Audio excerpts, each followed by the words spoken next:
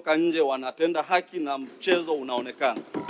Yale mambo ya mbeleko hayapo. Jana limefungwa goli bora kabisa ambalo kama sio Azam TV kuwepo hewani, sijui kama miaka ijayo tungewezaje kushuhudia goli la kisasa namna ile.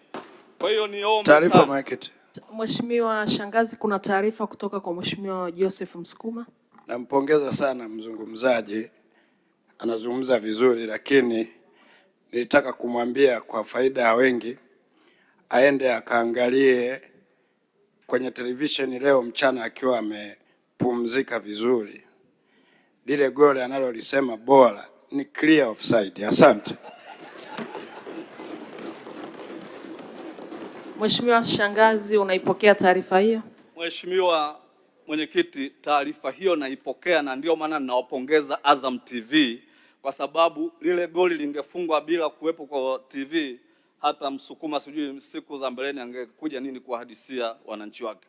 Lakini Mheshimiwa Mwenyekiti, niombe sana, tumekuwa na utamaduni wa kutoa uraia kwa watu ambao hawana sifa, lakini huyu aliyefunga goli jana kwanza anajua kuongea Kiswahili vizuri.